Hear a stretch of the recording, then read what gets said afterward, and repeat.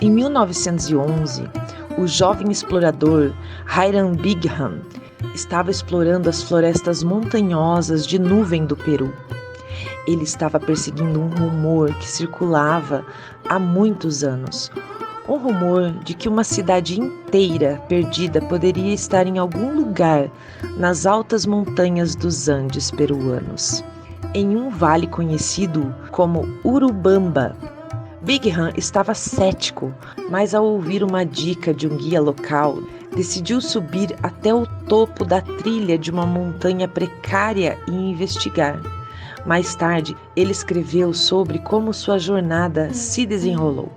Tão altas são as montanhas dos lados que, embora a trilha fosse frequentemente sombreada de densa selva tropical, muitas das montanhas estavam cobertas de neve.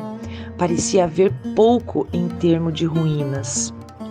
E comecei a pensar que o meu tempo havia sido desperdiçado.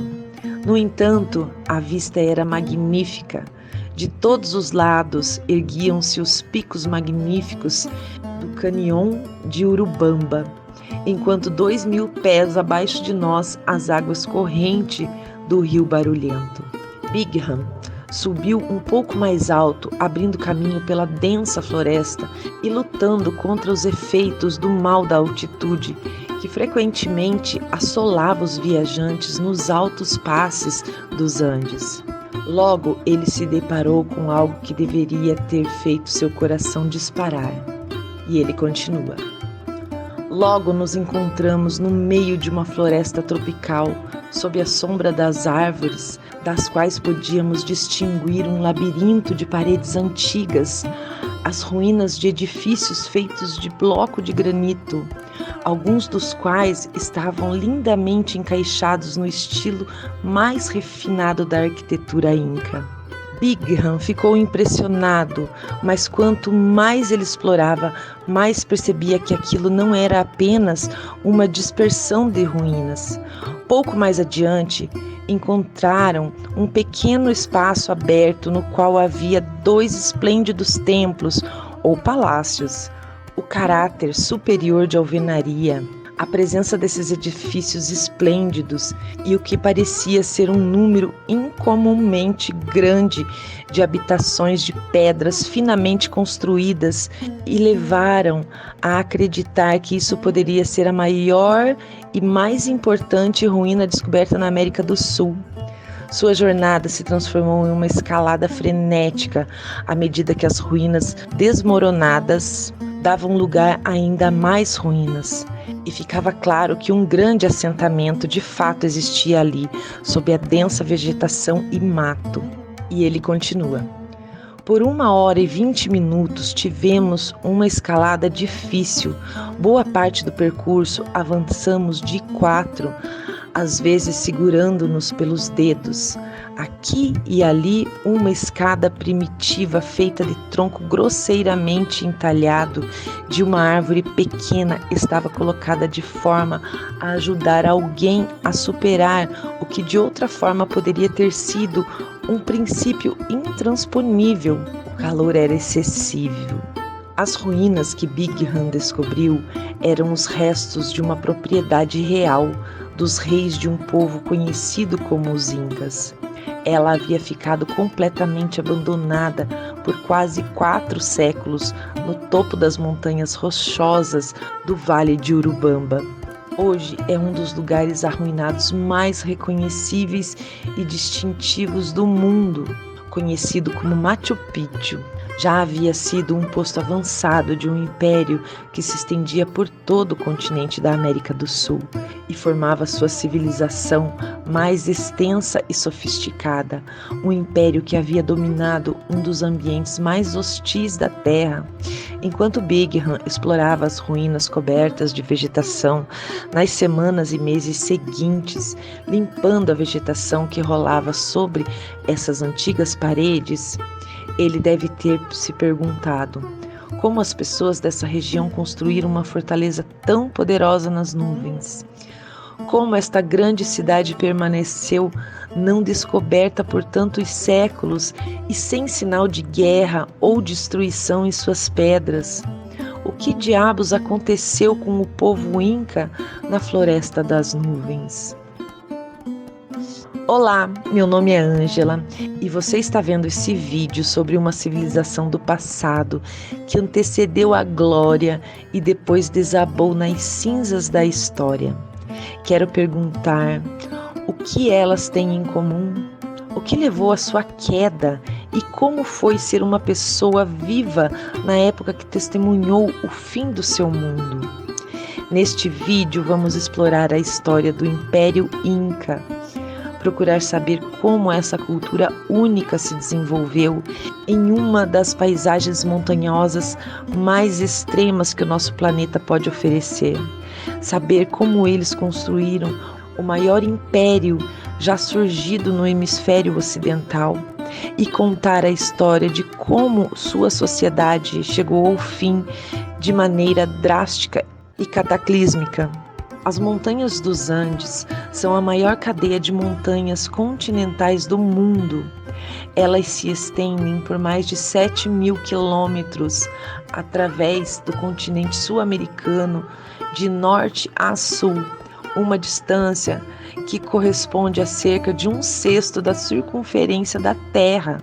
Elas fazem parte da borda oriental do que é chamado de Anel de Fogo do Pacífico, uma cadeia quase contínua de cinturões vulcânicos, trincheiras oceânicas cheia de lava e montanhas imponentes que se esconde ao longo da costa do Oceano Pacífico. Esta é uma das áreas mais sísmicas do mundo, com cerca de 90% dos terremotos do mundo e cerca de 75% de seus vulcões ocorrendo ao longo deste enorme anel.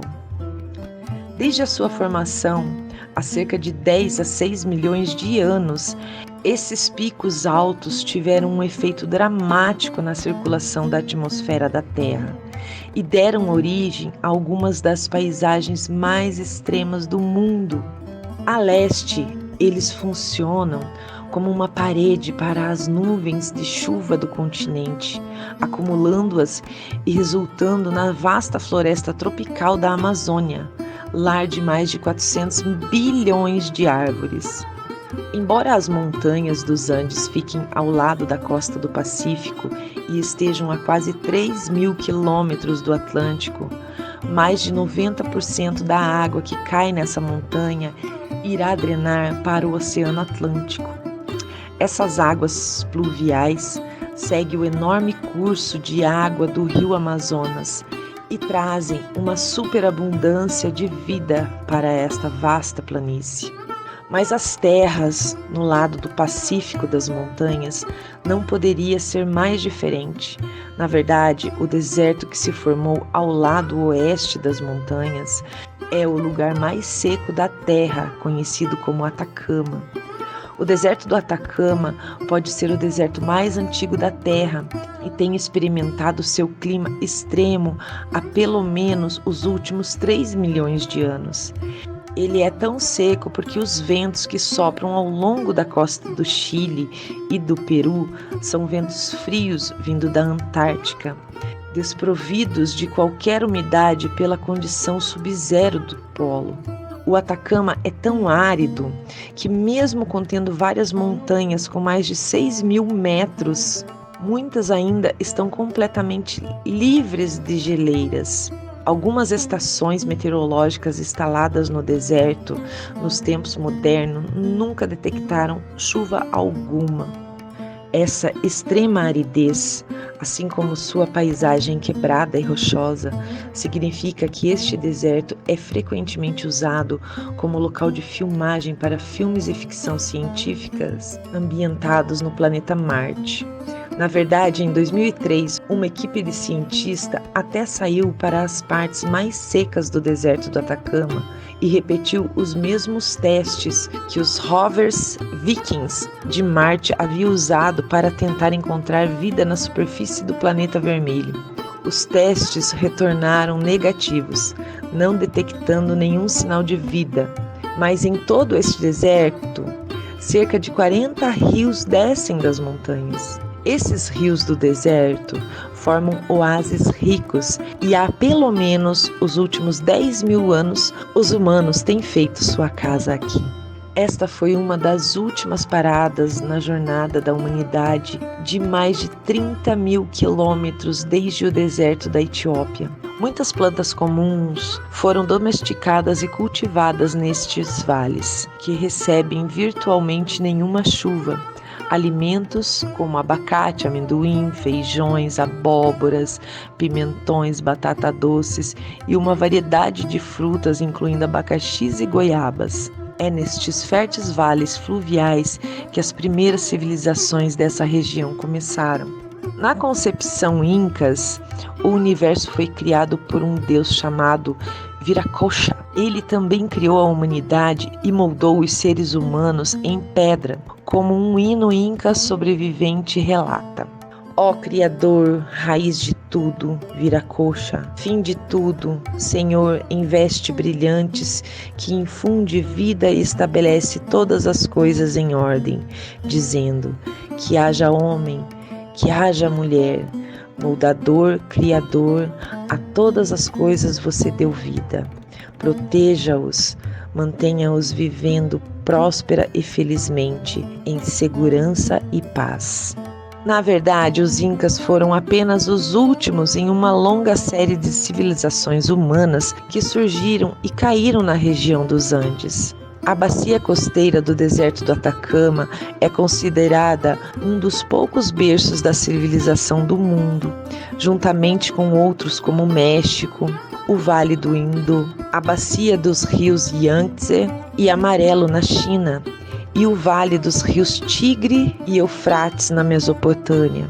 Todos lugares onde sociedades humanas urbanas surgiram independentemente. Alguma memória desses primeiros dias é lembrada na versão dos Incas e sua própria história, conhecida como a Crônica dos Incas. Nos tempos antigos, eles dizem que a terra e as províncias do Peru eram escuras e nem a luz nem o dia existiam. Neste tempo viviam certas pessoas que tinham um senhor que governava sobre elas e a quem estavam sujeitas. O nome dessas pessoas e de seu governante foi esquecido. Hoje conhecemos os nomes de algumas dessas pessoas e alguns dos mais conhecidos desses precursores são os Moche e os Nazca. Durante um período aproximadamente equivalente ao surgimento e queda do Império Romano, ou seja, cerca de 400 anos antes de Cristo e 580 anos depois de Cristo, os Moche e os Natsa alcançaram um alto grau de organização e sofisticação e expandiram seus territórios pelos desertos do Atacama. Eles se tornaram especialistas em dirigir água na paisagem seca, construindo longos canais e ribeirinhos de pedra. E logo começaram a expandir seus assentamentos para as colinas e os vales montanhosos dos Andes. Os Nazca são mais famosos pelos centenas de pedrões e imagens notáveis que desenharam a paisagem dos desertos costeiros. Esta é uma paisagem áspera, quebrada por pedras e entulhos, e assim, para facilitar a viagem e o comércio entre seus assentamentos, os Nazca limparam longas estradas no deserto, mas logo essas linhas no deserto parecem ter adquirido um significado mais decorativo e talvez místico. Os Nazca construíram essas linhas com ferramentas simples e planejamento cuidadoso, removendo as pedras e detritos do deserto e revelando a areia de cor mais clara para baixo. Algum desses padrões vastos tem quase 400 metros de comprimento, ou o comprimento de 4 campos de futebol. Centenas são designs geográficos simples, enquanto mais de 70 são representados por animais, incluindo beija-flores, aranhas, peixes, côndores, macacos, lagartos e humanos, bem como uma variedade de árvores e flores. Essas formas vastas na areia eram invisíveis a nível do solo, mas podiam ser vistas das colinas e montanhas que se erguiam abruptamente no deserto. Não conhecemos o significado completo dessas linhas, seja religioso ou para marcar as posições das estrelas em determinadas épocas do ano, ou simplesmente como expressões ostensivas de riqueza e poder. Mas se você já desenhou uma imagem na areia de uma praia e depois subiu no penhasco para vê-la lá de cima, entenderá esse impulso, embora em uma escala centenas de vezes maior. Esse tipo de obras públicas vastas eram possíveis devido à crescente civilização social desse império, mas por razões que não entendemos totalmente, ambas essas sociedades antigas logo saíram da história e se transformaram em poeira. Enquanto a civilização dos Andes pode ter começado às margens do deserto, é nas montanhas que ela alcançou suas alturas mais surpreendentes. A uma curta distância do litoral, a parede imponente dessas montanhas se ergue abruptamente. Este é o cenário excepcionalmente difícil de se ver. É composto por picos altos e escarpados de arenito, calcário e granito, e menos de 2% de sua área total é adequada para o cultivo de alimentos. A elevação muda dramaticamente ao longo de curtas distâncias, com os picos mais altos se elevando até 6.700 metros ou 22.000 pés, aproximadamente 2/3 da altitude de cruzeiro de um avião. As encostas íngremes e rochosas dos Andes possuem muito pouco solo fértil e mesmo no fundo de seus vales é raro encontrar qualquer terra fértil. As montanhas acima de 4.800 metros são cobertas de neve e gelo o ano todo, enquanto as neves chegam muito mais baixos nos meses de inverno. Para as pessoas que viviam aqui, a altitude era uma das principais maneiras de medir a paisagem. As pessoas dos Andes dividiam as montanhas em zonas distintas por altura.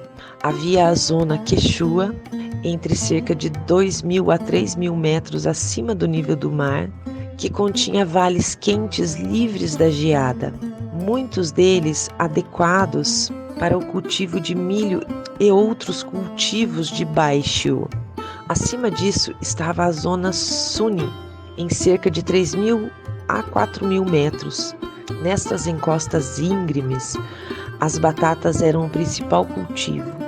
Ainda mais alto estava a zona conhecida como Puna.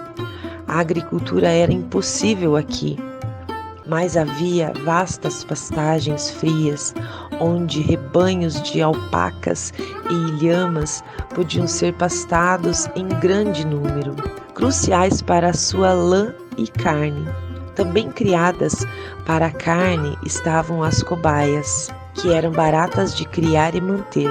Comiam grãos muito grosseiros ou amargos para os humanos e se reproduziam extremamente rápido. A vida para essas pessoas primitivas era difícil.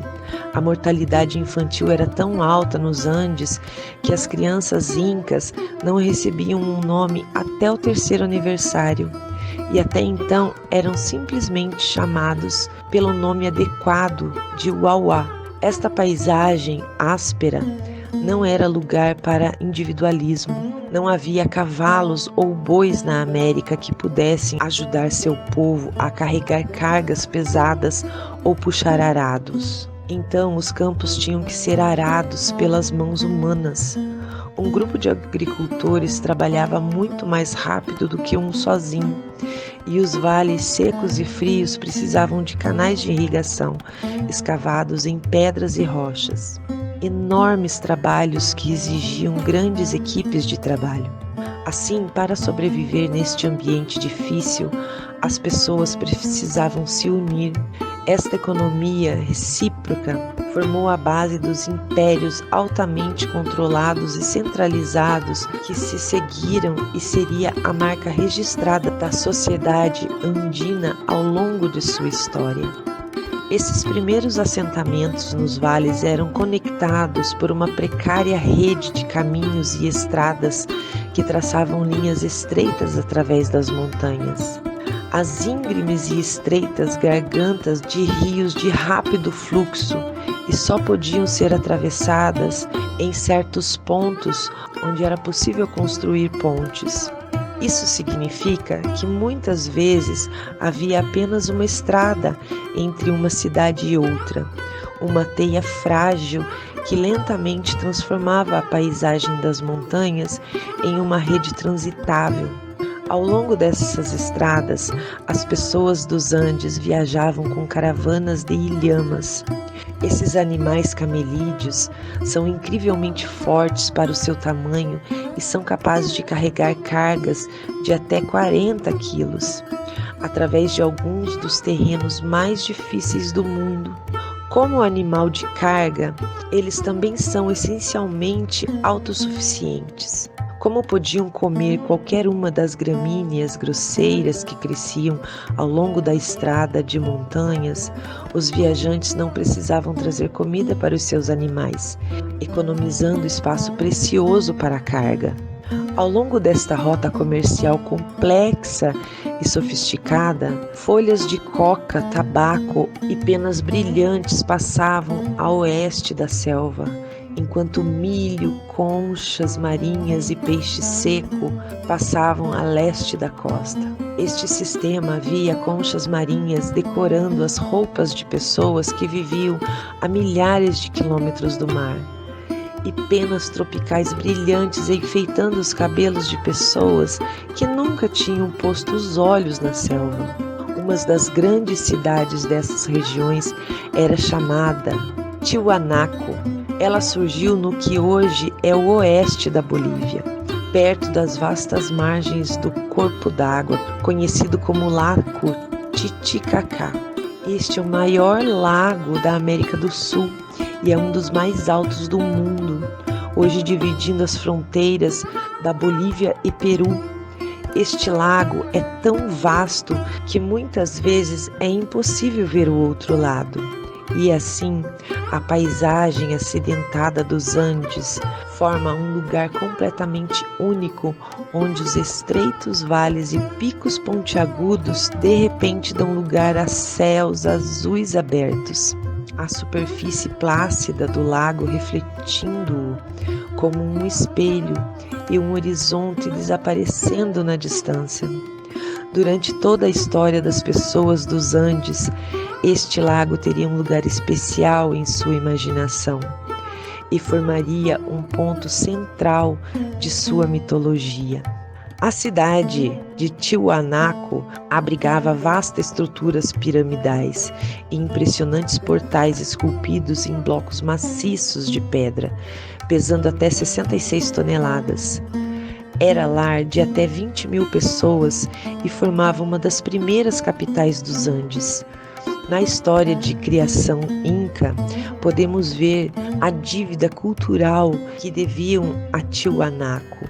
Eles acreditavam que era o lugar onde a luz foi trazida ao mundo, quando antes só havia escuridão. Durante esse tempo de total escuridão, dizem que um senhor emergiu de um lago nesta terra do Peru. Dizem que ele trouxe consigo um certo número de pessoas e foi para o lugar perto do lago, onde hoje há uma cidade chamada Tiwanaku. Lá dizem que ele, de repente, fez o sol e o dia, e ordenou que o sol seguisse o curso que segue.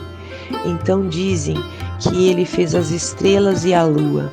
Da perspectiva inca, a luz da civilização havia sido criada por Tiwanaku. Quando os incas governavam os Andes, essa antiga cidade já era uma série de ruínas. Quando os incas a descobriram pela primeira vez, eles devem ter encontrado a antiga cidade abandonada, uma bagunça caótica de blocos quebrados de alvenaria. As planícies altas e gramadas cheias de fragmentos de estátuas monumentais, fragmentos de pedras estilhaçados, encarando as paredes. Para os incas, o significado deste lugar era claro.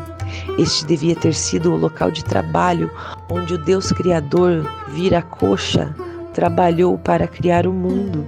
E essas estátuas de pedra foram suas primeiras tentativas fracassadas de criar a vida humana. Ele fez algumas pessoas de pedra como modelo daquelas que ele produziria depois, junto com um chefe para governá-las, e muitas mulheres, algumas grávidas e outras já dando à luz. Quando ele fez tudo isso de pedra, ele os colocou de lado e depois fez outra província, formando-os de pedras. Nas lendas sumérias, as pessoas da Mesopotâmia contavam como o deus Enlil criou o homem da argila, uma ideia que sobreviveu na Bíblia hebraica. A argila era o elemento da antiga Mesopotâmia. Era a substância que construía suas casas, suas panelas e ferramentas, a substância que lhes permitia desenvolver a escrita. Mas nos Andes, o elemento que as pessoas conheciam melhor era a pedra. Nos Andes, a pedra estava em todas as partes. Ela se erguia sobre você dos dois lados no vale. Ela esperava por você se você cavasse profundamente no solo raso.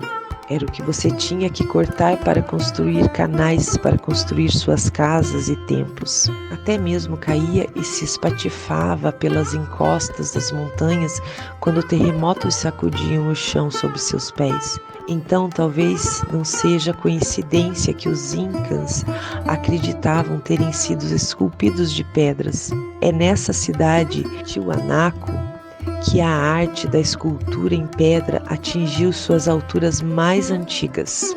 Hoje, um grande monumento conhecido como Portão do Sol ainda está em ruínas, coberto por 48 figuras esculpidas intrincadamente, talvez representando algo como os signos do zodíaco. A cidade de Tiwanaku era grandiosa, com suas elites vivendo dentro de uma ilha artificial, fortificada, guardada por 4 altos muros de pedra cercados por um fosso. Mas depois de um tempo, Tiwanaku também caiu no esquecimento. Ainda assim, sua influência na região foi enorme, e todas as civilizações que surgiram reteriam algo de sua marca cultural única. Uma dessas civilizações foi a dos Wari. Os Wari eram especialistas no controle da água e mobilizavam enormes grupos de trabalho para construir vastos reservatórios e aquedutos que cortavam as planícies costeiras áridas e se transformavam em paisagem dos Andes abaixo.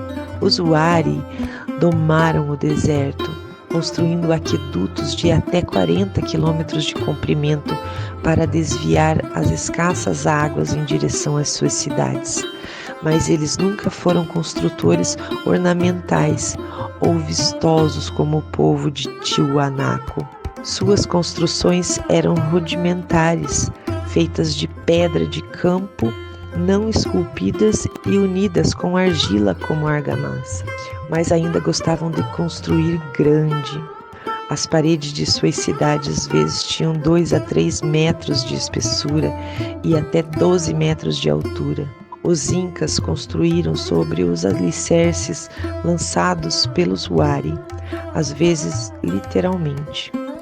Em certos locais você pode ver as paredes dos Wari construídas com pequenas pedras, mas com adições incas, estendendo e melhorando-as em seu distintivo estilo de pedras megalíticas maciças.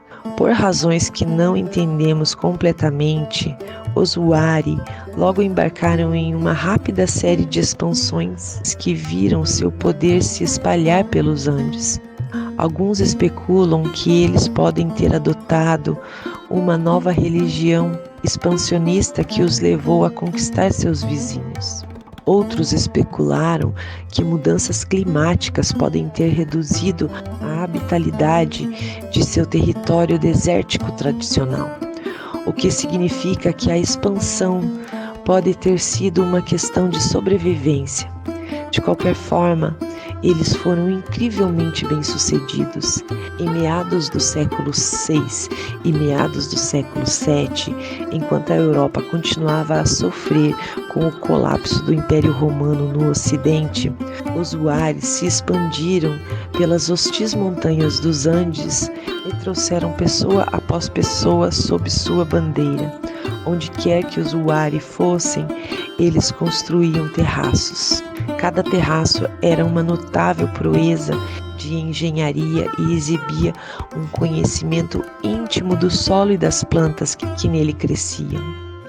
As paredes desses terraços eram inclinadas para trás, anguladas para conter a terra e resistir aos danos causados pelos terremotos. Eles eram pavimentados com pedras quebradas para a drenagem, que eram então coberta por cascalhos e areia. Finalmente, os Huari reuniam um solo rico em nutrientes, escavando-o das elevações mais baixas e dos vales dos rios e transportando-o pelos caminhos da montanha, espalhando-o para formar a camada superior do terraço. Isso era constantemente fertilizado e resolvido para arear o solo. As paredes de pedra dos terraços absorviam o calor do sol durante o dia e depois os liberavam lentamente na terra ao longo da noite, quando as geadas das montanhas podiam ser severas. Essa técnica permitia que as pessoas dos Andes cultivassem alimentos mesmo nas altitudes mais altas e transformava essas encostas rochosas em prateleiras de terra fértil. Dessa forma, tomates, abóboras, até mesmo alguns tipos de tabaco eram cultivados nos picos mais altos dos Andes. Um local notável conhecido como Morai é considerado uma espécie de laboratório onde as pessoas dos Andes podiam desenvolver novas variedades e híbridos de culturas para o cultivo em altitudes elevadas. Morai é uma impressionante série de terraços circulares, parecendo à primeira vista algo como um anfiteatro romano, com cerca de 30 metros de profundidade. Morai está localizado a uma altitude de 3.500 metros acima do nível do mar, mas seus terraços descendentes atuam como um tipo de clima artificial, com cada terraço aumentando a temperatura à medida que você desce em incremento constante. Na verdade, a diferença de temperatura do topo ao fundo deste poço pode ser de até 15 graus Celsius. Essas técnicas engenhosas fizeram com que as pessoas dos Andes se tornassem alguns dos primeiros mestres de bioengenharia. Isso significava que seus agricultores podiam praticar uma estratégia de resiliência através da diversidade. O povo dos Andes cultivava mais de 1.000 variedades de batata e mais de 150 variedades de milho. Às vezes, plantavam tantas quanto 200 variedades de batata em um único campo, cada uma com diferente nível de resistência ao frio, diferentes níveis de resistência à seca e imune a diferentes doenças. Esses alimentos podiam ser naturalmente desidratados pelo frio e o ar seco das montanhas, permitindo que fossem armazenados por anos a fio, garantindo que mesmo no ambiente imensamente mutável dos Andes, qualquer crise pudesse ser superada. O criptodocumentário indígena conhecido como Manuscrito de Huaroshiri presta homenagem ao árduo trabalho desses antigos ancestrais que fizeram a paisagem rochosa dos Andes florescer. Em tempos muito antigos, quando um grande número de pessoas havia ocupado a terra, eles viviam miseravelmente, arranhando e cavando os rostos de prateleiras de rocha para fazer os campos em terraços. Esses campos, alguns pequenos, outros grandes, ainda são visíveis hoje em toda a elevação rochosa. Não foi apenas no domínio da construção de terraços que os Rari transmitiram seu conhecimento aos Incas. Eles também foram pioneiros no tipo de império administrativo que serviria de modelo para o que os Incas alcançaram. Em cada nova cidade que os Wari incorporavam o seu império, eles construíam um prédio administrativo seguindo um plano padrão, sugerindo um alto grau de centralização no império. O poder imperial dos Wari durou mais de 400 anos, mas por razões que nunca poderemos compreender completamente, por volta do ano 1000, ele se desintegrou rapidamente. Por volta do ano 1100, todos os principais centros Wari foram abandonados e nunca mais ocupados. O Império Wari virou pó, mas seu legado continuou. Os Wari introduziram a ideia de um império que uniria os territórios dos Andes, e agora alguns de seus antigos estados clientes tentariam assumir sua manto. O que se seguiu foram séculos de fragmentação e guerra nas montanhas, enquanto estados rivais competiam para preencher o vácuo de poder que os Waris haviam deixado para trás. Dessas guerras, os Incas surgiram. Eles se modelariam tanto cultural quanto politicamente nos Wari, inclusive vestindo suas nobres e túnicas tecidas decentemente do traje tradicional Wari. Eles construíram sua capital imperial de Cusco, modelada na cidade de Wari. E tudo isso foi projetado para enviar uma mensagem clara: os dias de caos estão chegando ao fim. Os herdeiros do antigo império chegaram para restaurar a ordem, e esses herdeiros são o povo dos Incas. Eu quero aproveitar esse momento para discutir as fontes disponíveis para nós. Os Incas nunca desenvolveram uma linguagem escrita, e assim não mantiveram registros escritos. Eles registravam sua extensa poesia épica, suas mensagens e informações administrativas em um notável sistema de nós de corda conhecido como quipus. Esses quipus usavam nós de diferentes tamanhos, posições e cores para representar diferentes informações.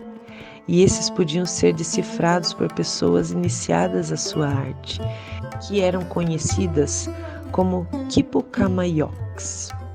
Um observador ocular precoce chamado Hernando Pizarro registra ter visto esses Quipucamayocs em seu trabalho misterioso.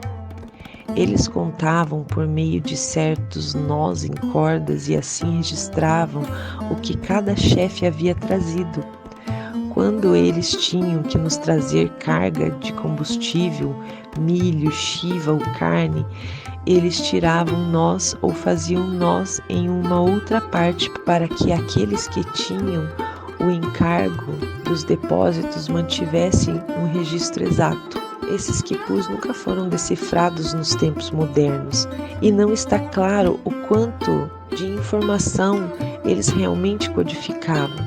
É possível que eles fossem usados como auxílio que poderiam ajudar alguém a recitar poesia ou mensagens que haviam memorizado. Se você tiver que lembrar centenas de linhas de poesia, de cor, pode imaginar que isso poderia ajudar a escrever a primeira palavra ou letra de cada linha. E é possível que o quipu operasse de uma forma assim.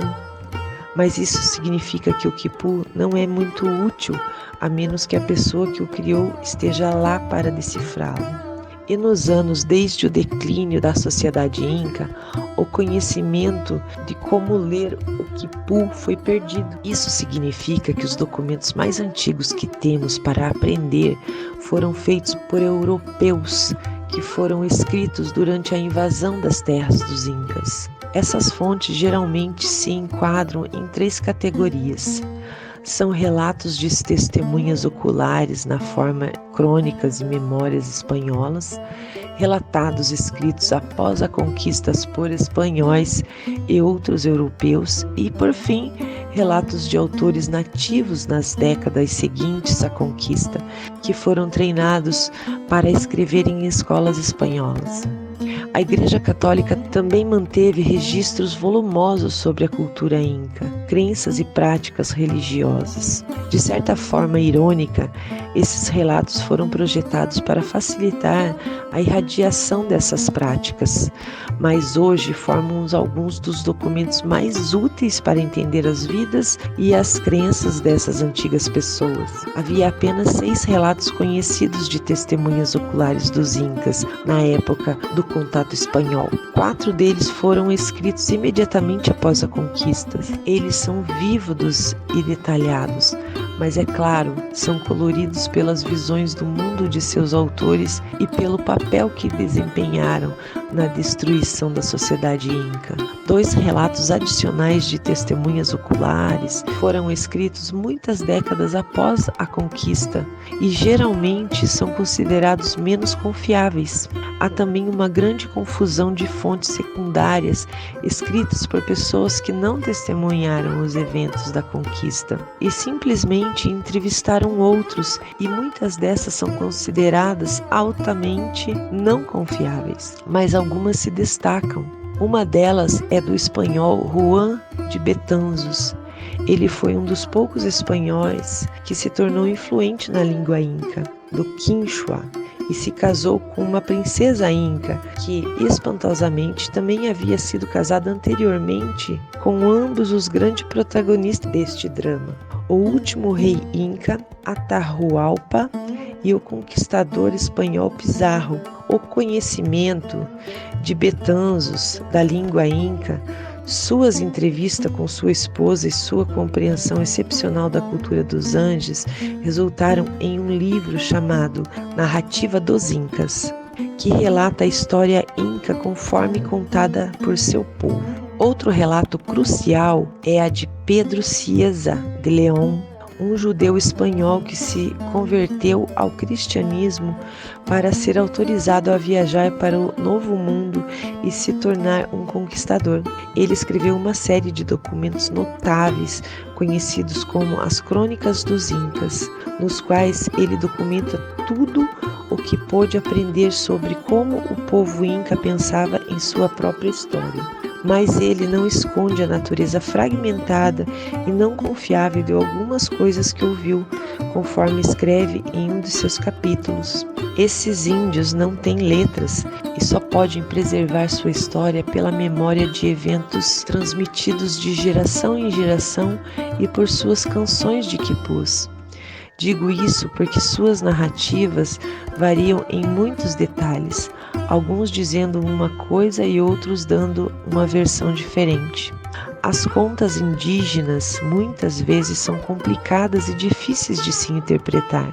Um documento híbrido notável foi ditado pelo rei inca chamado Titu Cuzi, que após a conquista narrou seu relato em primeira mão da invasão espanhola a um missionário chamado Fray Marcos Garcia. O livro resultante é o chamado de Um Relato Inca da Conquista do Peru e foi publicado há quase 40 anos após o contato, em 1570. Este documento captura um incrível instantâneo da confusão e medo do primeiro contato. Mas mesmo Titu Cuzi reconhece a dificuldade de relatar eventos com precisão depois de tanto tempo. Como a memória dos homens é frágil e fraca, seria possível lembrar de tudo com precisão em relação a todos os nossos assuntos importantes, a menos que nos utilizemos da escrita para nos auxiliar em nossos propósitos. Um documento final, conhecido como manuscrito de Huarochique, nos dá apenas um vislumbre das vidas e crenças desses povos andinos antes do contato com os europeus. O livro foi publicado no século XVI, 70 anos após o contato, e sob a supervisão do clérigo espanhol Francisco de Ávila, que acreditava que o povo dos Andes estava envolvido com adoração ao diabo. Mas, apesar dessas complicações em sua criação, o livro tenta registrar tudo o que os sobreviventes do povo andino da província de Huaruchique lembrava sobre os mitos, noções religiosas e tradições de seu povo, e pinta uma imagem vívida do que era a vida para pessoas como os incas. Juntos, esses relatos complicados e difíceis se reúnem para pintar um quadro do que aconteceu para fazer o maior império da América do Sul ruir. Na concepção inca de sua própria história, sua história começou com um pequeno grupo de habitantes das montanhas que migraram para um lugar chamado Cusco, um vale quente nos planaltos do sul do Peru. Este vale tem cerca de 40 quilômetros de comprimento e é drenado pelo rio Ruatanai. Não sabemos quando esse grupo de colonos pode ter chegado, ou mesmo se esse evento aconteceu, mas as estimativas para quando isso pode ter ocorrido geralmente rondam o ano de 1200. Na Europa, na época, o rei cruzado inglês Ricardo Coração de Leão acabara de morrer, passando o trono para o infame rei João. Ao leste, Minamoto, no Hirotomo, o primeiro Shogun do Japão, havia derrubado o império e se transformado em um ditador militar. Em algum lugar nas altas cordilheiras dos Andes, um grupo de viajantes se estabeleceu em um lugar que logo chamariam de lar. O mito da criação inca descreve as cenas que esses primeiros migrantes teriam visto ao chegar. No lugar que hoje é chamado de Grande Cidade de Cusco, havia uma pequena vila com cerca de 30 pequenas e humildes casas de palha. O restante da área ao redor dessa vila era um pântano de junco com folhas afiadas. As casas dessa época eram construídas com pedras ásperas esculpidas em formas irregulares e coberta com uma espécie de capim de montanha conhecido como Ichu, que cresce até 1 metro de altura nas montanhas acima de uma altitude de 3,5 km. A palha desse capim era usada para uma ampla variedade de fins pelos incas e era colhida assim que a estação chuvosa terminava em maio. O nome da nova capital inca, Cusco, vem do nome Quechua, Cusco Huasca, ou a Pedra da Coruja. O local de Cusco há muito tempo estava localizado no cruzamento de impérios. Ficava exatamente no ponto onde os territórios dos Huari e dos Tiwanacos se cruzavam, o que significava que se beneficiava das influências de ambos e formava uma espécie de cultura híbrida. De acordo com uma lenda, a história do povo inca começou quando uma caverna se abriu nesta região e 4 homens, todos irmãos, saíram dela, juntamente com suas esposas. Um desses era chamado Ayar-Oushi. Então Ayar-Oushi se levantou, exibiu um par de grandes asas e disse que deveria ser o único a ficar em Guanacauré, como um ídolo para falar com seu pai, o Sol. Então ele subiu até o topo da colina. Ayar-Oushi subiu voando em direção aos céus tão altos que não puderam vê-lo. O Sol havia ordenado que ele fosse para a vila que havia visto. Lá encontrariam boa companhia entre os habitantes da vila. Depois que isso foi declarado, Ayar-Oushi se transformou em pedra, exatamente como estava com suas asas. Lá, Manco Capac e seu companheiro, com a ajuda de 4 mulheres, fizeram uma casa. Tendo feito isso, Manco Capac plantou algumas terras com milho. Outro mito de origem afirma que os incas começaram em uma ilha no lago Titicaca e foram então incumbidos da tarefa de civilizar o mundo dos Andes. Eles então migraram para o norte até o local de Cusco, usando um bastão de ouro para testar o solo por onde passavam. Ao chegar em Cusco, o bastão afundou no solo e eles souberam que este seria o lugar que chamariam de lar. De onde quer que realmente tenham se originado, essas histórias nos dão um vislumbre de como os incas se viam. E é uma imagem que podemos achar familiar em inúmeros outros impérios ao longo da história. Eles acreditavam que era seu destino expandir e conquistar, e levar a civilização aos povos que o cercavam. Suas realizações foram notáveis. Em breve embarcariam em uma expansão rápida que se tornaria o maior império já visto no hemisfério ocidental, em um período que pode ter sido de apenas 50 a 80 anos. Os incas acreditam essa expansão ao trabalho de um grande rei, um homem chamado Pachacuti Inca Yupanqui. Em Quechua, seu nome significa "ele vai revirar o tempo e o espaço". E de acordo com a compreensão tradicional, Pachacuti era uma figura algo como Alexandre o Grande, um conquistador de habilidades e energia incomparável. Se as crônicas incas forem consideradas de fato, então durante o seu reinado, Cusco cresceu de uma pequena cidade para a capital de um império que cobria quase toda a parte ocidental da América do Sul. Pachacuti nasceu em Cusco, no palácio conhecido como Cusicancha. Conforme ele crescia, ele teria contemplado as colinas enquanto o sol lavava os lados do vale gramados, e observava pássaros voando sobre os telhados de palha amarela da cidade. Talvez seja aqui que ele tenha começado a sonhar com o quão poderosa essa cidade poderia se tornar um dia. Quando menino, está registrado que ele aprendeu história, leis e idiomas, mas Pachacuti não estava destinado ao trono. Essa honra cabia ao seu irmão mais velho, Urco, a quem seu pai havia nomeado como seu herdeiro. Mas o tempo de Pachacuti chegaria quando os incas enfrentaram uma ameaça desesperada. Em algum momento, no início do século XV, um povo conhecido como Chanca invadiu as terras de Cusco. Seus exércitos marcharam para o fértil vale e cercaram a capital.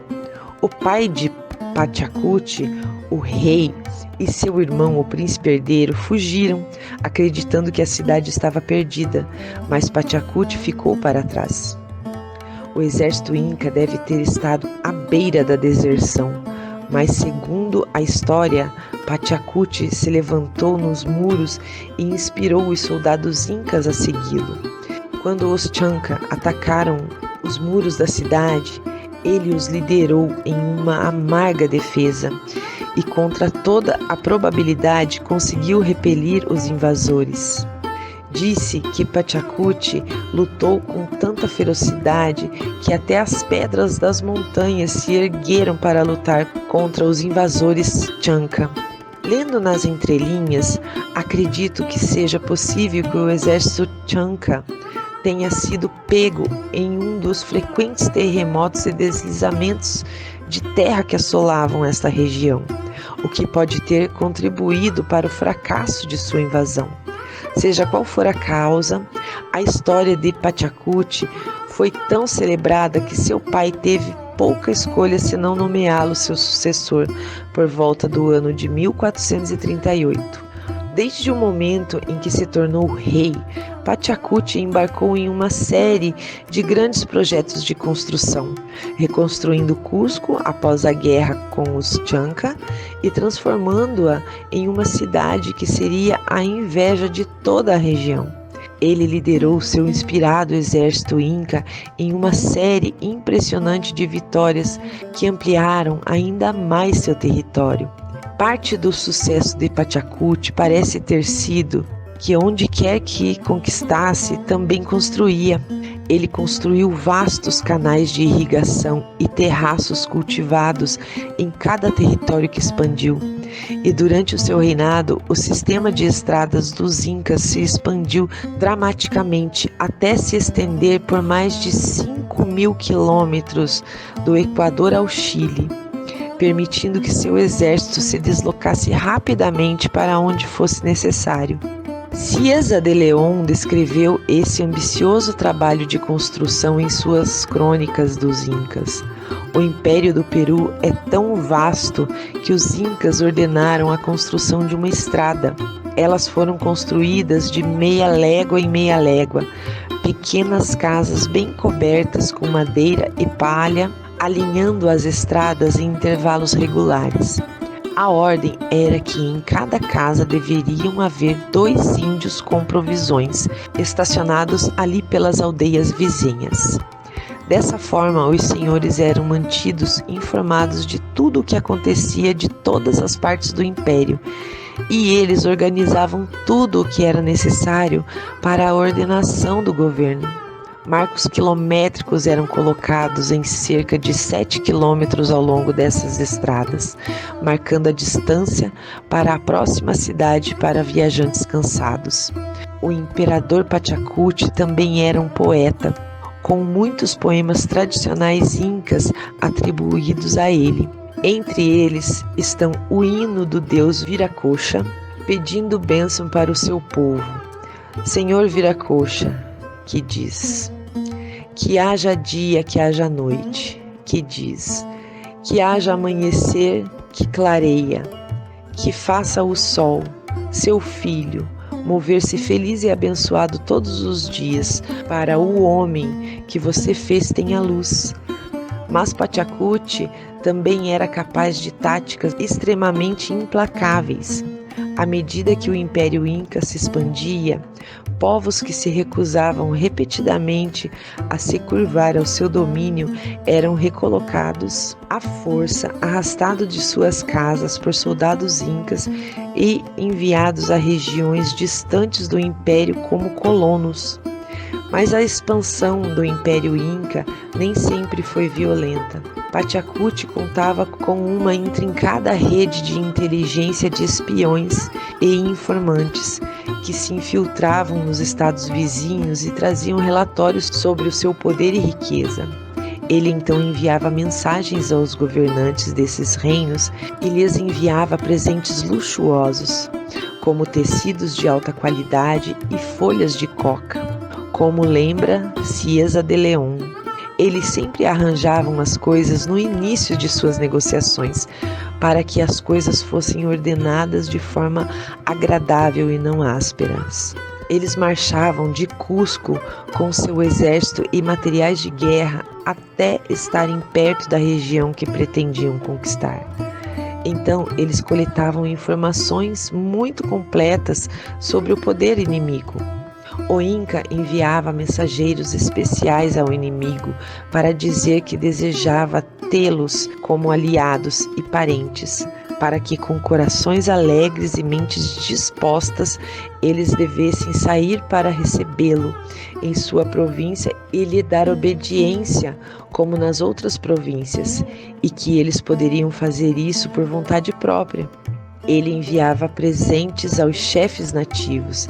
A promessa desse gesto era clara: junte-se ao Império Inca, e eu farei você rico além de seus sonhos mais loucos. Parece que a maioria dos governantes vizinhos aceitou essa oferta e foi pacificamente integrada ao Império, mas não sem uma ameaça implícita. A recusa em aceitar o domínio Inca resultava em uma invasão, e todos os governantes que residiam eram executados sem exceção. O exército Inca nessa época era uma força temível. Qualquer plebeu poderia ser recrutado como parte do sistema Inca de trabalho organizado, e todo homem apto era esperado participar de uma guerra pelo menos uma vez em sua vida. O exército Inca poderia alcançar o tamanho impressionante de 140 mil homens. Os Incas não tinham ferro nem aço e não tinham nenhuma vantagem tecnológica real sobre outras culturas nos Andes. Então, muitas vezes confiavam simplesmente em sua pura força numérica para subjugar seus oponentes. Suas armas eram lanças de madeira dura lançadas usando atiradeiras, flechas e javelins, fundas, bem como porretes e maçãs feitas de madeira pura de palmeira chonta. com cabeça cega e pontiagudas feitas de cobre ou bronze. Eles usavam armaduras feitas de madeira e pele de animal, às vezes revestidas com esses metais, e em suas costas os guerreiros usavam pequenos escudos redondos feitos de ripas de madeira, de palmeira tecida e algodão. Sua tática favorita era emboscar o inimigo em vales íngremes, rolando pedras morro abaixo e os prendendo em avalanches.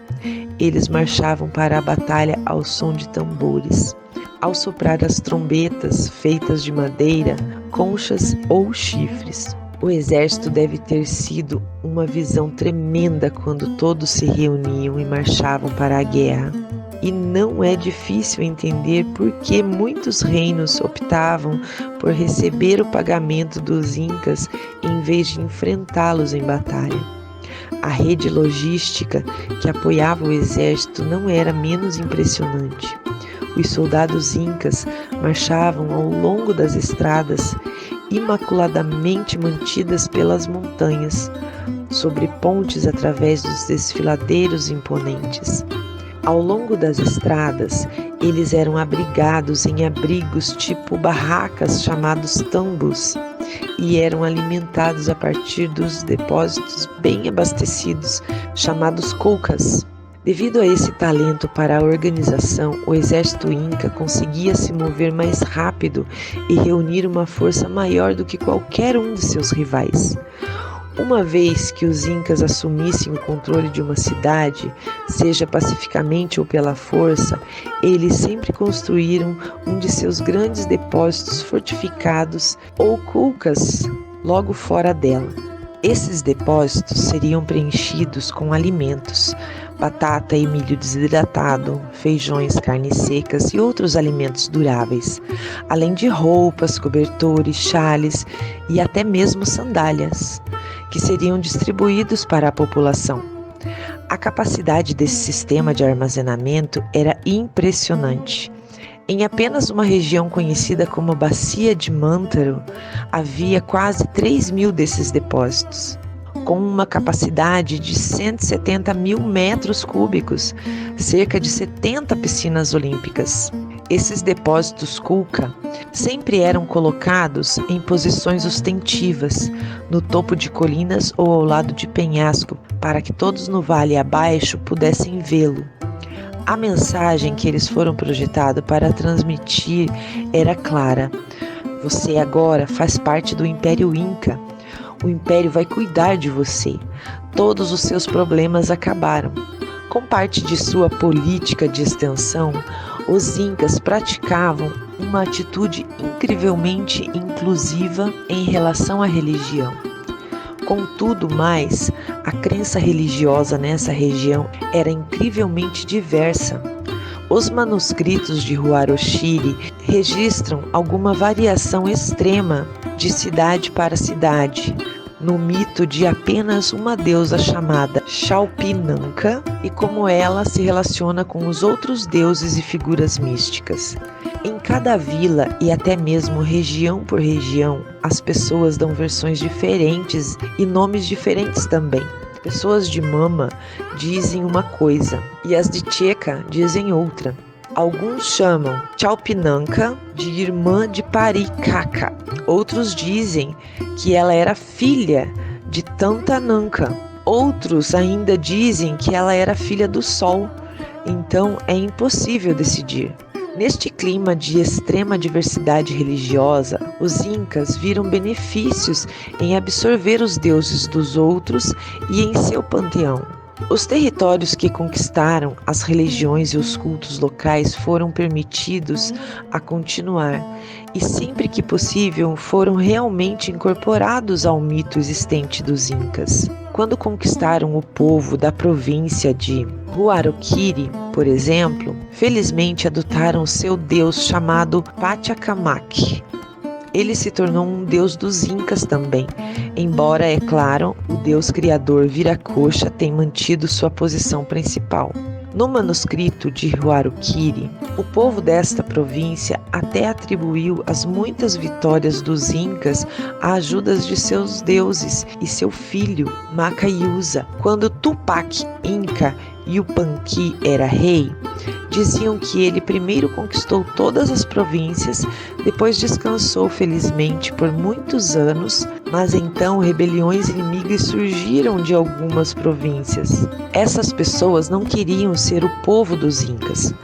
Os Incas mobilizaram muitos milhares de homens e lutaram contra eles por um período de 12 anos. O Inca, profundamente entristecido, disse: "O que será de nós?"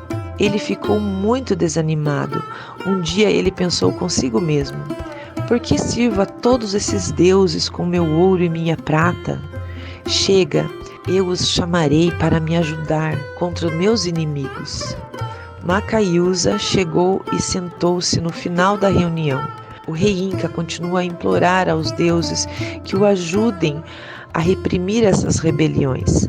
Alguns deles inventam desculpas, dizendo-lhe que são poderosos demais e sua fúria destruiria não apenas a província rebelde, mas toda a terra.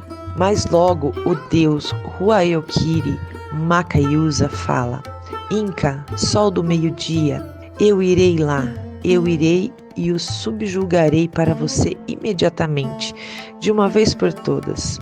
Assim que o levantaram até o monte, Macaiusa começou a chover sobre eles. Macaiusa reduziu todas aquelas aldeias a abismos erodidos, lançando raios e despejando mais chuva, e lavando-as em um deslizamento de lama. Golpeando com raios, ele exterminou todos os grandes senhores e outros homens fortes. Apenas alguns dos plebeus foram poupados. O resultado dessa intervenção milagrosa é que o deus Huaroquiri é acolhido de braços abertos no sistema religioso Inca. A partir daquele momento, os Incas reverenciaram ainda mais Pariacaca e deram-lhe 50 de seus servidores. Essa mente aberta permitiu aos Incas incorporar uma vasta e diversificada gama de povos em seu império e expandir rapidamente. Quando conquistaram as terras da costa central do Peru por volta do ano de 1470, eles tomaram um grande templo para o deus Pachacamac, que continua um famoso oráculo. Durante sua ocupação na área, eles permitiram que os sacerdotes do templo continuassem a adorar seus próprios deuses. Embora tenham adicionado alguns edifícios adicionais para permitir que a adoração dos deuses incas, como Viracocha, também ocorresse lá.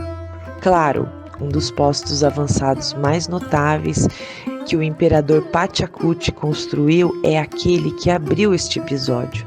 Por volta do ano 1440, ele ordenou a construção dos postos avançados nas florestas nubladas do Peru, que um dia seria conhecido como Machu Picchu, empoleirado em uma crista de montanha que se eleva meio quilômetro acima do vale, com penhascos íngremes mergulhando de ambos os lados. Não está claro exatamente para que essa cidade foi projetada. Nunca foi autossuficiente, dependendo do suprimento constante transportados do vale e, portanto, deve ter servido a um propósito muito específico. Alguns acreditam que possa ter sido um retiro real escolhido pela beleza de sua localização, enquanto outros argumentam que pode ter sido uma plantação ou posto comercial para commodities de alto valor, como folhas de coca que os incas mastigavam e preparavam um chá para um efeito narcótico suave. Mais de 100 degraus de granito branco conectam os templos e as casas da cidade, seus reservatórios de água, terraços e seu templo ao sol. Em seu tempo, devia ter sido uma vista magnífica, com seus telhados de capim-michu brilhando sob o sol, seus campos transbordando de milho e batatas, enquanto rebanhos de ilhamas zigue-zagueavam pelas estreitas estradas de montanha para fornecer todas as necessidades da vida, e as nuvens rolavam sem parar sobre suas encostas gramadas. O reinado do grande rei Pachacuti viu o reino de Cusco reorganizado em uma entidade conhecida por seu povo como Taiyuantinsuyu, em Quechua. Isso significa 4 regiões juntas e foi traduzido para algo como o Reino das 4 Partes, ou a Terra dos 4 Quartos. Este era agora um estado imperial estável, composto de um governo central, governando 4 governos provinciais: Chinchasuyu no noroeste, Antisuyu no nordeste, Quintisuyu no sul e Culasuyu no sudeste. As estradas que levavam a cada uma dessas 4 províncias se encontravam em uma encruzilhada na praça central da cidade de Cusco, onde o burburinho de dezenas de idiomas seria ouvido nas ruas. Em Quechua, a palavra Inca significa senhor, e nessa época também começou a ser usada para se referir ao grupo étnico ou casta particular que governava o império a partir da cidade de Cusco. Não está claro quantas dessas pessoas pode ter havido, mas as estimativas variam cerca de 15 mil a 40 mil. Mas em breve eles governariam um império e mais de 10 milhões de pessoas, e o rei que reinava em Cusco seria logo conhecido como o Sapa Inca, ou o Senhor Sem Igual. Com muitos aspectos da história folclórica, é possível que as realizações de Pachacuti tenham sido exageradas. Retelins místicos da história naturalmente tendem para o que é chamado de teoria do grande homem da história.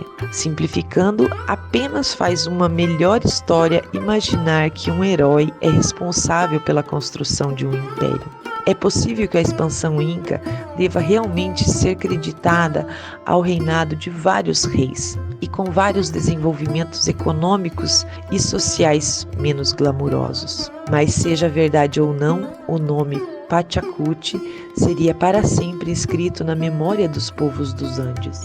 Este grande rei poeta dos Incas morreu por volta do ano de 1471 e em seu leito de morte ele é dito ter proferido a seguinte lamentação: eu nasci como um lírio no jardim e como lírio cresci. Conforme minha idade avançava, eu envelhecia e tinha que morrer, e assim eu murchei e morri. O filho de Pachacuti, um homem chamado Topa Inca, seguiu os passos do seu pai para expandir o império ainda mais, até que apenas um verdadeiro rival existisse na região, um povo conhecido como Chimu. Estes eram um povo do deserto que construíram uma vasta cidade triangular de tijolos de barro de Chanchan, na costa do norte do Peru. Os Chimu haviam enriquecido mergulhando pelas conchas altamente valorizadas do molusco Spondylus, que prosperava ao longo de sua costa deserta. Seus mergulhadores remavam para fora em barcos e afundavam até o fundo do oceano com pedras amarradas aos pés, prendendo a respiração por minutos debaixo das ondas. Seções internas da cidade de Chimu de Chanchan foram dedicadas à indústria de produção de conchas, onde os moluscos eram limpos, as conchas eram polidas e esculpidas, e a partir daí distribuídas e vendidas para toda a região. Os Chimu vestiam seus sacerdotes e reis com decorações de ouro notáveis e foram talvez os últimos rivais poderosos dos Incas. Mas no ano de 1470, os Chimu também foram conquistados e o poder Inca na região agora era praticamente incontestável. Em Cusco, os Incas celebraram sua ascensão imperial com a construção de um enorme centro cerimonial, bem como de uma imponente estrutura que chamaram de Cabeça de Puma, ou em Quechua, Sacsayhuaman. Não sabemos totalmente a função desta estrutura, Devido suas imponentes paredes, observadores europeus posteriormente a chamariam de uma fortaleza, mas também pode ter sido uma função religiosa. Sacsayhuaman foi a maior estrutura metálica já construída no hemisfério ocidental. Suas paredes são feitas de vastas pedras entrelaçadas, esculpidas tão perfeitamente que se encaixam sem argamassa. São tão próximas que é impossível encaixar até mesmo um alfinete entre elas. Séculos de experiência em esculturas de pedras culminaram aqui em um dos melhores trabalhos em pedras já vistos. Trabalhado por vastas frentes de trabalho de trabalhadores recrutados. Só podemos especular sobre o enorme custo humano que mover essas pedras deve ter gerado. Os incas as moviam sem animais de carga, usando apenas esteiras de toras de madeira e cordas, e o poder muscular de milhares de trabalhadores. Um observador espanhol do século XVI, Pedro Pizarro, escreveria mais tarde um relato do que Sacsayhuaman deve ter parecido em sua era de ouro. No topo de uma colina, eles tinham uma fortaleza muito forte, cercada de paredes de alvenaria e pedras, e tendo 2 torres redondas muito altas. Na parte inferior desta parede havia pedras tão grandes e grossas que parecia impossível que mãos humanas pudessem tê-las colocado no lugar. Eles estavam tão próximos e tão bem encaixados que a ponta de um alfinete não poderia ter sido inserida em uma das juntas.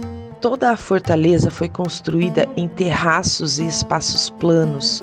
O volume estimado de pedra usado em sua construção é de mais de 6.000 metros cúbicos. Estima-se que o peso do maior bloco de andesito seja de até 200 toneladas, ou cerca de 100 vezes o peso de uma pedra média usada para construir as pirâmides de Gizé. A proximidade das pedras e a falta de ordem regular são consideradas uma adaptação desenvolvida ao longo de séculos para ajudar essas paredes a sobreviverem aos terremotos devastadores que regularmente sacodem a região de Cusco. Disse que durante um terremoto, as pedras dessas paredes dançam em seus lugares, tremendo e sacudindo, mas sempre caindo de volta para onde começaram. Cusco não era uma cidade da forma como a concebemos, como um centro de comércio. Não havia mercados ou praças, não havia oficinas ou locais de negócio. Era proibido para estrangeiros e plebeus ficarem na cidade durante a noite. E era lar puramente para os templos e sacerdotes, bem como o rei em seu palácio e os oficiais do império. No seu coração estava o Coricancha, ou o recinto dourado, o que os espanhóis refeririam mais tarde como o Templo do Sol.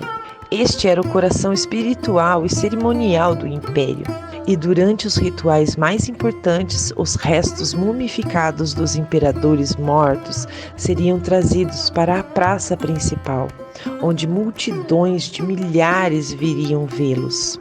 O cronista Pedro de Cieza de León registrou a magnificência da aparência do Coricancha, com base nas evidências fornecidas a ele pelos príncipes incas sobreviventes de Cusco e nos poucos testemunhos oculares restantes que tinham visto o templo em seus dias de glória. Sua circunferência é de cerca de 400 passos, cercada por um alto muro da mais fina alvenaria e precisão. Em toda a Espanha, não vi nada comparável a essas paredes, nem ao posicionamento de suas pedras. A pedra é um ponto preto na cor áspera, mas excelente corte. A meia altura há uma faixa de ouro com cerca de 17 polegadas de largura e 2 de profundidade. As portas de um arco também são embutidas com folhas desse metal. Em uma dessas casas, a mais grandiosa de todas, estava a figura do sol de grande tamanho e feita de ouro, e revestida com pedras preciosas. Lá também eram colocadas as múmias dos incas, que haviam reinado em Cusco, cada uma cercada por uma grande quantidade de tesouros. A partir de seu assento em Cusco, o Império Inca expandiu até englobar um território verdadeiramente vasto e governar mais de 12 milhões de pessoas. Esta enorme extensão de terra era quase 10 vezes o tamanho do Império Azteca no México, com o dobro da população estimada. Com 2 milhões de quilômetros quadrados, cobria uma massa de terra igual ao Império Romano Ocidental na Europa e ao Império Qin na China. Alcançava ao norte até as selvas do sul da Colômbia e se estendia ao sul sobre o deserto costeiro estéril e montanhas nevadas, até cerca de 100 quilômetros ao sul de Santiago, no Chile central. Era, na verdade, um dos poucos impérios na história a se estender tão longe de norte a sul. A maioria dos poderes se estende horizontalmente de leste a oeste, na mesma direção da rotação do planeta. E as razões para isso não são difíceis de ver. A maioria das culturas preferem não ir muito longe do clima ao qual estão acostumadas. No hemisfério norte, se você vai para o norte, as coisas ficam mais frias e escuras. E conforme você vai para o sul, as coisas ficam mais quentes. Mas ir para leste ou oeste não tende a mudar muito o clima. Mas os incas desafiaram essa tendência. Seu império se estende de norte a sul por incrível 4.000 quilômetros, ou cerca de 1/10 do caminho ao redor do globo. Na Europa, isso é suficiente para se estender das tundras nevadas e geleiras geladas da Islândia até as areias do deserto escaldante do Ceará Ocidental. Na América do Norte, isso levaria você da Baía de Hudson, no Canadá, onde os ursos polares vagam pelas águas congeladas, até as praias mais agradáveis da Jamaica. Mas nos Andes, são as montanhas em si que formam o maior ambiente consistente, e é através delas que o Império Inca se espalhou. Os Incas desconfiavam profundamente da floresta amazônica e dos contrafortes que desciam em direção a ela. Eles chamavam essa região de Rupa-Rupa, que significa muito quente, o que lhe dá uma ideia de como se sentiam sobre isso. As colinas que se debruçavam sobre as florestas são conhecidas como as sobrancelhas da selva, projetando-se sobre a floresta nublada abaixo. Os incas tendiam a manter-se bem afastados das profundezas escuras e sombrias da floresta tropical. Eles comercializavam com seu povo por penas de arara coloridas e, em várias ocasiões, pareciam ter tentado expandir seu império pela floresta com poder militar. Mas a pouca informação que temos sobre essas expedições nos diz que elas invariavelmente encontravam desastres. Mas os incas eram fascinados por este lugar, pelas exóticas plantas e animais que floresciam na bacia amazônica. Os jaguares, serpentes e pássaros tropicais da selva aparecem constantemente na arte inca, lá no alto de suas montanhas. A economia inca é um dos aspectos mais fascinantes da sua sociedade. Na medida em que podemos encaixar sua estrutura em definições modernas, muitos a descrevem como um exemplo inicial de socialismo ou até mesmo comunismo estatal. Até onde sabemos, a ideia de propriedade privada não existia na sociedade inca, e eles progrediam com base na propriedade compartilhada de ativos, recursos e meio de produção. Quando um casal inca se casava, eles recebiam uma casa e um terreno do Estado, que eles usariam para produzir comida suficiente para se sustentarem. O Estado lhes fornecia sementes e ferramentas, e sempre que o casal tinha um filho, eles recebiam outro pedaço de terra para ajudar a alimentá-lo. Cada família também recebia 2 ilhamas, que eram boas para transporte de lã, e até produziam esterco para seus campos. Em troca, a família entregava toda a comida que não consumia unia ao armazém comum.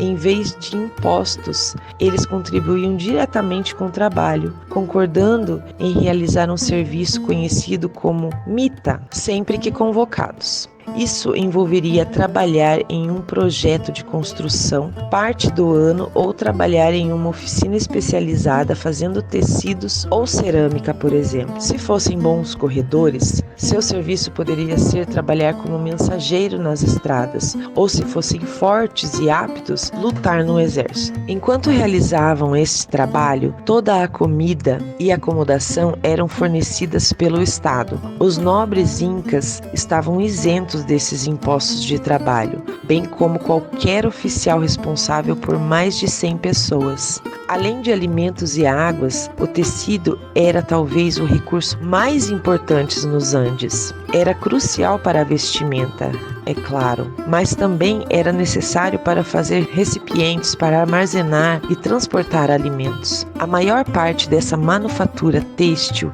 era feita por mulheres, que recebiam todas as matérias-primas envolvidas na fiação, tingimento, tecelagem e traçagem para produzir fios, tecidos e cordas. A sociedade andina exigia milhões de metros de fio, e as mulheres dessa região saíam pelas ruas com seus fusos, dispositivos que lhes permitiam fiar enquanto caminhavam e cuidavam de seus outros deveres.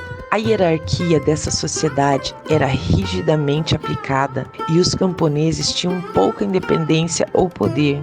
As autoridades até realizavam inspeções nas casas das pessoas para garantir que seus plebeus não possuíssem ouro ou prata, não tivessem roupas valiosas ou mantivessem mais de 10 animais. Todo esse sistema de trabalho organizado era planejado centralmente a partir de Cusco e, surpreendentemente, operava sem que uma única palavra fosse escrita. Todas as informações sobre o número de contribuintes, o número de homens disponíveis para o serviço militar, as quantidades de tecido e comida produzidas e requeridas, o número de crianças e idosos, tudo isso era registrado nos quipus, aqueles sistemas de nós que só podiam ser interpretados por um quipocamalhoque instruído. Com seu vasto território, sua economia centralmente coordenada e sua rede rodoviária de ponta, o Império Inca estava agora no auge do seu poder e confiança. Mas eventos já estavam se desenrolando no mundo exterior que em breve os colocariam em contato com poderes muito além de sua experiência passada e que, em última instância, levaria ao colapso completo e à desintegração de toda a sua sociedade. Se nós sobrevoássemos a cidade de Cusco no ano de 1500, veríamos ela envolvida numa impressionante e sombria procissão. O rei Inca, na época, um homem chamado Huayna Capac, estava retornando à cidade à frente de um exército massivo após conquistar um povo feroz conhecido como os Chachapoyas, nas florestas nubladas ao norte. O cronista Cieza de León lembra como era uma procissão real deste período. Ao redor da liteira marchavam a guarda do rei com os arqueiros e alabardeiros, e na frente iam 5.000 fundeiros, enquanto na retaguarda havia lanceiros com seus capitães. Nos flancos da estrada e na própria estrada havia mensageiros fiéis que ficavam atentos e anunciavam a aproximação do Senhor. Tanta gente saía para vê-lo passar que as encostas estavam cobertas e todos abençoavam o seu soberano, erguendo um grande clamor e gritando. Mas o exército não estava com um humor de celebração. Na verdade, todos os soldados, até mesmo o próprio rei, estavam chorando. Seus rostos estavam pintados de preto. Isso porque a mãe do imperador, a imperatriz Mama Oclo, havia morrido recentemente e sua guerra nas colinas da selva foram travadas em parte para obter os tributos necessários para realizar seu funeral. Folhas de coca, alimentos cerimoniais e cativos destinados a se tornarem os servos do corpo mumificado de sua mãe. Em preparação para o festival, toda a corte cerimonial foi purificada com cerimônias e sacrifícios. Esta cerimônia melancólica passou pela porta de Cusco e subiu a estrada até o Coricancha, o templo dourado onde o corpo mumificado da rainha-mãe seria colocado. Os tambores, concha e outros instrumentos teriam tocado uma melodia melancólica à medida que o rei se aproximava de seu palácio. E as terras dos Incas todas se uniam em luto. Embora os Incas não tivessem como saber, do outro lado do oceano, a cerca de 10 mil quilômetros a leste, preparativos para outra procissão muito diferente estava acontecendo em uma cidade conhecida como Roma, para os cristãos da Europa. O ano novo estava próximo e o ano 1500 depois de Cristo seria uma data importante, 1 milênio e meio após a data atribuída ao nascimento de Jesus Cristo. No mundo cristão, o meio milênio marcava um período de mudanças enormes. Os monarcas católicos da Espanha haviam recentemente conquistado o último reino muçulmano na Europa, capturando a cidade de Granada, no sul da Espanha, e unificando a Península Ibérica sob um rei cristão. Novas terras haviam sido descobertas do outro lado do Oceano Atlântico, e o assentamento europeu no Caribe havia começado, mas a antiga cidade sagrada de Jerusalém também havia caído sob um novo poder ascendente, o Império Otomano. A antiga capital cristã da Constantinopla havia caído apenas algumas décadas antes, com a influência otomana crescendo agora ao leste europeu. Longe de trazer boas normas cristãs para o Novo Mundo, colonos como Colombo haviam se tornado notórios por seu uso de escravidão e tortura, recusando-se a batizar os povos locais para justificar sua contínua escravidão. O Papa da época, Alexandre VI, era membro da poderosa família nobre Borgia e era infame por ter vários filhos com várias amantes. Coisas sombrias e importantes pareciam estar acontecendo no mundo. E as pessoas ficavam obcecadas com um trecho do livro do Apocalipse que se referia ao fim do mundo chegando no meio tempo após o tempo. Acredita-se que isso se referia a 1 milênio e meio desde a data do nascimento. Para marcar a ocasião, o ano de 1500, o pintor Botticelli pintou uma grande obra de arte mostrando a cena da narrativa sendo assistida por anjos e incluiu a seguinte inscrição apocalíptica em grego acima dela. Esta imagem, no fim do ano de 1500, nos problemas da Itália, eu, Alessandro, no meio tempo, após o tempo, pintei de acordo com o capítulo 11 de São João. No segundo ai do Apocalipse, durante a libertação do diabo por 3 anos e meio. Quando o rio Tibre de Roma inundou no ano de 1497 e meses depois a fortaleza papal do Castel Sant'Angelo foi atingida por um raio, o rumor se espalhou de que o meio milênio traria morte e devastação, talvez até a vinda do anticristo e o fim dos dias. Mas o aflito Papa Alexandre estava determinado de que as celebrações marcariam o amanhecer de um novo começo para o mundo cristão. Nos últimos dias do ano de 1499, a cidade de Roma foi limpa de detritos e seus vagabundos e sem teto foram expulsos das ruas para uma cerimônia notável. Para marcar o meio milênio, o Papa decidiu demolir um muro que bloqueava a estrada de São Pedro, conhecido como o Portão Dourado, supostamente aquele por onde Cristo mesmo havia passado ao entrar em Jerusalém no Domingo de Ramos. O Papa estava cercado por um coro cantando hinos, entre eles notavelmente o Salmo 118. Abre-me as portas da justiça, entrarei por elas, rendendo graças ao Senhor. Esta é a porta do Senhor, por onde entram os justos. Carregando um martelo de pedreiro na mão, o Papa levantou-se do seu trono e aproximou-se do antigo muro bloqueado. Então ele o golpeou 3 vezes.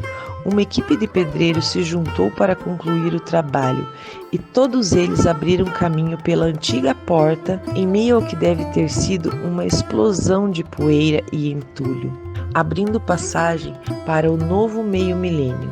O fim dos dias não chegou para a Europa cristã no ano de 1500, mas há uma amarga ironia de que, na verdade, estavam prestes a desencadear uma onda de destruição na outra metade do mundo que se igualaria a qualquer outra descrita no livro do Apocalipse.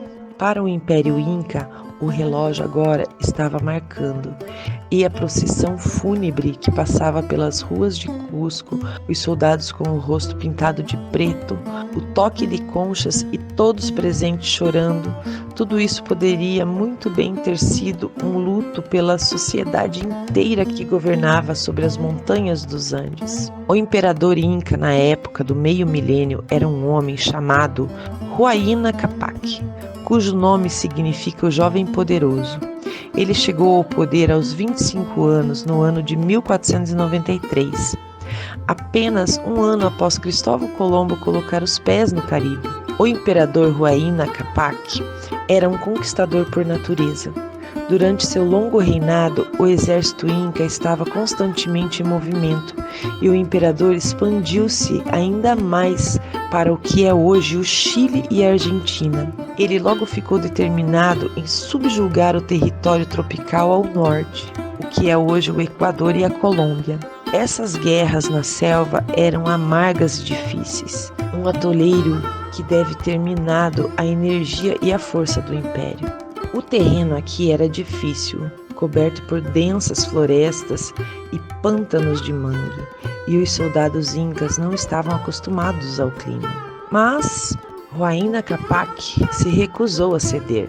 Ele passou até 10 anos travando sua guerra no norte, e durante todo esse tempo, seus mensageiros viajavam do lado para o outro ao longo da extensa rede de estradas incas, levando ordens do rei e trazendo notícias de seus administradores em Cusco. Essa guerra constante deve ter se tornado um fato cotidiano no império, que todos simplesmente aceitaram. Muitos jovens em Cusco talvez não se lembrassem de um tempo em que o rei residia na capital, ou quando o império conhecia a paz. Não sabemos ao certo, mas enquanto liderava seus exércitos pelas florestas da Colômbia, é possível que o Inca Huayna Capac tenha ouvido rumores sobre um poder estranho e misterioso crescendo ainda mais ao norte.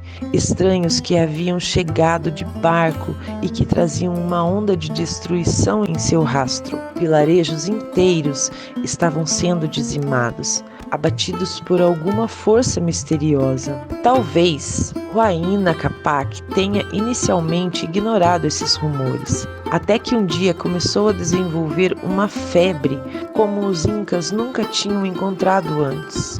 Sua condição rapidamente piorou e no ano de 1527, o Sapa Inca Huayna Capac, o imperador de todos os Andes, morreu subitamente desta doença misteriosa na selva, a milhares de quilômetros de casa. Talvez seja em seu leito de morte que esses rumores tenham voltado a ele sobre estrangeiros que haviam sido avistados longe ao norte. Um cronista inca, Garcilaso Inca de la Vega, registrou o que supostamente foram as últimas palavras do rei Huayna Capac, que tomam a forma de uma profecia de desgraça. Nosso pai, o Sol, revelou-me que após o reinado de 12 incas, seus próprios filhos, aparecerá em nosso país uma raça desconhecida de homens que subjugará nosso império. Eu penso que as pessoas que recentemente chegarão às nossas próprias costas são aquelas mencionadas. O reinado de 12 incas termina comigo. Eu posso, portanto, certificar-lhes que essas pessoas retornarão logo após eu ter partido e que realizarão o que nosso pai, o Sol, predisse que faria. Se estas foram realmente suas últimas palavras ou não, elas certamente mostraram o clima apocalíptico que começava a se instalar entre os picos nevados e os vales profundos das montanhas dos Andes. Dentro de algumas semanas, o corpo mumificado do imperador começou sua jornada de 2.000 quilômetros ao sul até Cusco. Seus senhores o carregavam em um trono amarrado firmemente em um pano branco. A procissão viajou ao longo da grande estrada Chinchassuyo, que separava as planícies costeiras e as montanhas imponentes acima. Uma caravana de senhores e guerreiros, carregadores e ilhamas, subindo lentamente pelas estradas, em socalcos e vales de cânions. Quando chegaram de volta a Cusco, encontraram a cidade em estado devastado. Enquanto o rei estivera ausente, a praga havia chegado à capital e matado inúmeros de cidadãos, juntamente com muitos senhores e funcionários. Todo o império estava cambaleando com a destruição, e corpos devem ter se acumulado nas ruas, com mal pessoas suficientes restantes para levá-los embora. Em alguma área, até 9 em cada 10 pessoas morreram.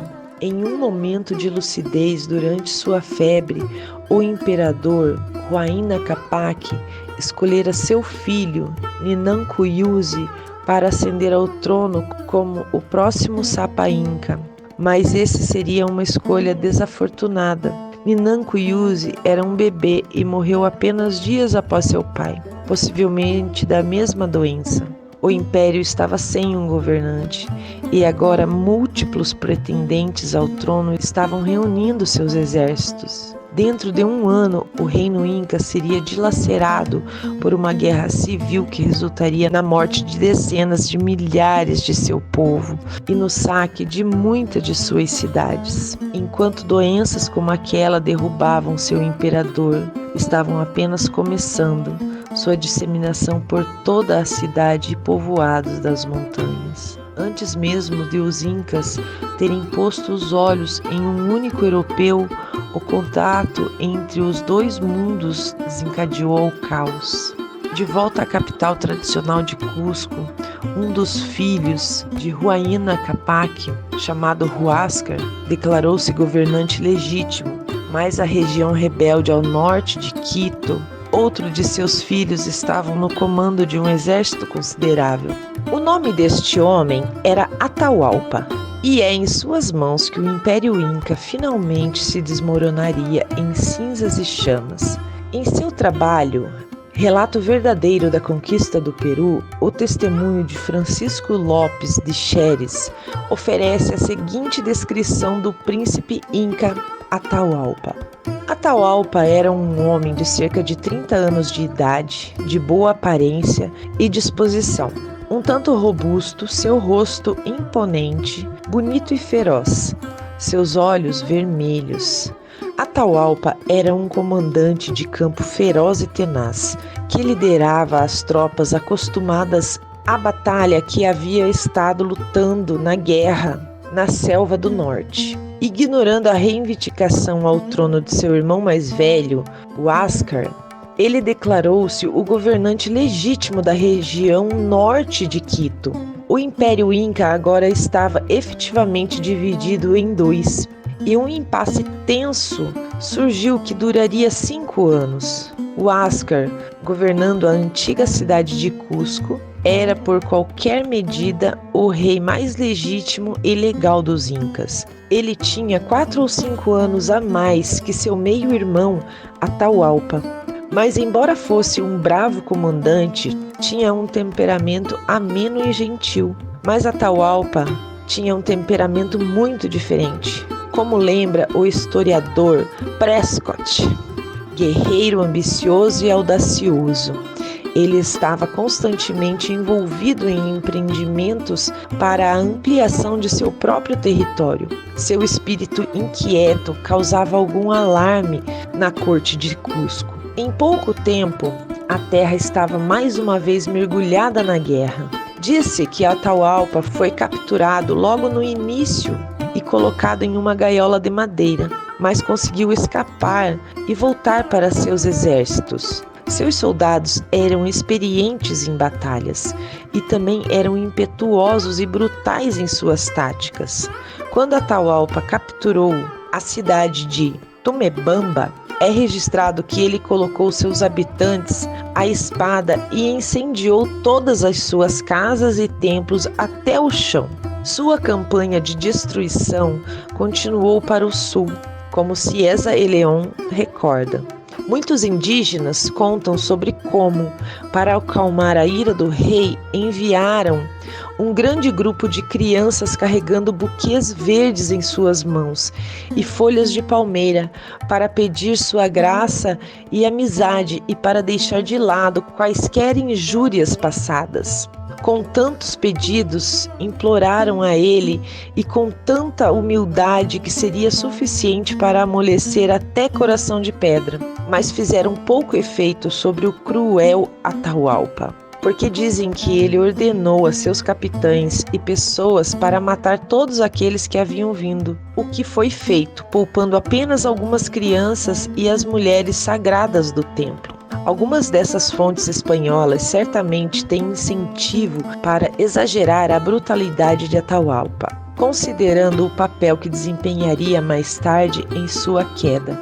Mas acho que está claro que ele era pelo menos muito implacável na condução de sua campanha. Uma história até o descreve enterrando alguns chefes rebeldes vivos, como Juan de Barros relata. Ele disse que plantou aquele jardim com pessoas de corações maus. Ele queria ver se eles produziriam seu fruto e obras malignas. Essas táticas, por mais brutais que sejam, parecem ter funcionado. Na primavera de 1532, Atahualpa avançara para o sul até estar a poucos quilômetros da capital de Cusco. Seu irmão mais velho, o Huáscar, reuniu às pressas todas as tropas que pôde do campo, muitas delas homens e meninos não treinados, mas não seria o suficiente. Os dois exércitos se encontraram nas planícies de Quipaiapã, cada um com cerca de 60.000 soldados. O estrondo de suas vozes e gritos de batalha,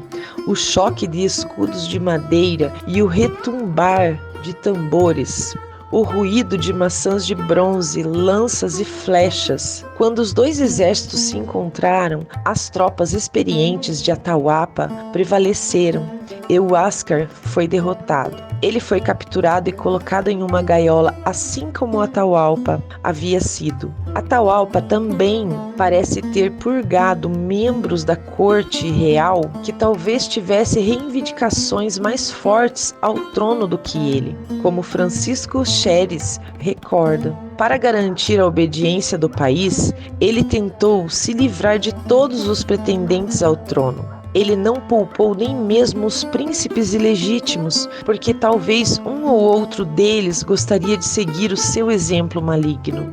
Essas execuções e perseguições duraram vários anos. Atahualpa agora estava bem encaminhado para se tornar o 13º Sapa Inca, o próximo de uma linha de reis que remontava a 100 anos até o reinado do rei poeta Pachacuti. Ele fez o anúncio surpreendente de que pretendia mudar a capital inca de seu coração ancestral de Cusco para sua própria cidade natal de Quito. Ele iria arrancar toda a nobreza inca, despojar Cusco de sua riqueza e transformar Quito em uma capital que a superaria em magnificência.